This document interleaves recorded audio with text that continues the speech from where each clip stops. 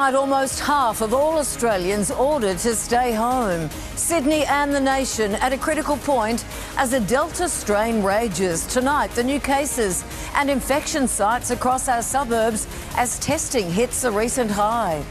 The vaccine rush is on. Thousands of young Sydney-siders race to get the jab after the government's backflip, but some experts don't agree. Brisbane joins us in lockdown along with Perth and Darwin. Tonight, the unvaccinated young woman who worked outside a COVID ward, infectious and on a road trip. To the rescue, the new desperate bid to save Sydney businesses forced to the brink by the outbreak. Busloads of tourists and even the Deputy PM. More people caught breaking the pandemic restrictions. Another family facing a heartbreaking race against the clock. A daughter and her dying dad separated by hotel quarantine, but just moments ago, a late development. And lockdowns, crisis talks, and now a superstar injury. The outlook for Origin 3 is bleak.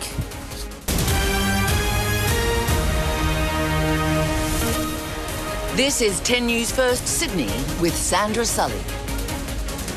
Good evening. There is a glimmer of hope tonight that we are close to fighting off the Delta strain, but it comes as our vaccine rollout descended further into chaos. Almost 12 million Australians are now under varying degrees of lockdown, with our nation in the grip of one of the most challenging periods of the pandemic so far. 19 new cases, 2 are a mystery, and 12 of those weren't in isolation while infectious. Queensland has plunged into a 3-day lockdown sparked by a single case. There has been a shot in the arm for the vaccine rollout, with GP surgeries flat out throughout the day, giving out AstraZeneca shots to younger Sydney-siders, despite protests from the nation's doctors. But there are still people breaking the rules, including busloads of tourists, one of our biggest attractions, and even the Deputy Prime Minister. Ursula Hager begins our coverage. Blasting away any trace of COVID-19 at Great Ocean Foods, the seafood wholesaler that saw a super spreader event. 3 new cases were linked to it today alone. This strain of the virus we haven't seen before, the contagious nature of it, the way it's transmitting. This is what she means. The cluster began with 1 infected worker 4 days ago. Since then, it has spread to 19 people, including the COVID-positive Virgin crew member. The other major spreading event, the West Hoxton Party, held on the 19th of June. The first case was detected on June 23rd. Since then, it's spread to 34 more people. It's why an early escape from lockdown is looking unlikely. And the advice is to make sure that you kill this strain of the virus in the community at the moment. 2 weeks is about what's required.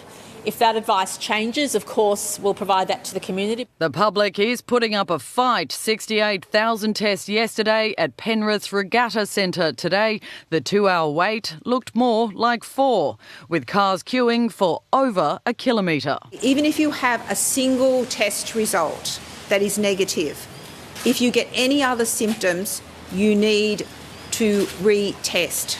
Testing times for schools too. Today, another hit. More than 1,000 students and staff at Rose Bay Secondary College told to test and isolate after a student tested positive. Health officials are now using the school holidays to look at how rules need to be changed. I anticipate that our settings for the beginning of school may well look like some of the settings we've had previously in schools, where we attempt to remove the risk of visitors and parents interacting in schools. But there's always those who break the rules. A travel company has been fined $5,000 after taking 3 busloads of tourists to Dubbo Zoo. It was only when they got there that staff at the zoo realised at least 76 of the people on board should have been in lockdown. Police will be fair, but we will be firm, and we'll continue to do that until we're through this very difficult time. Also not above the law, the newly sworn-in Deputy Prime Minister, caught out without a mask at an Armidale petrol station after someone dobbed him in to Crime Stoppers. I forgot to get fuel for Vicky, filled the car up with fuel, went in 30 seconds later, $200 it cost me because I didn't wear one of these. But that's life. Life at least, right now.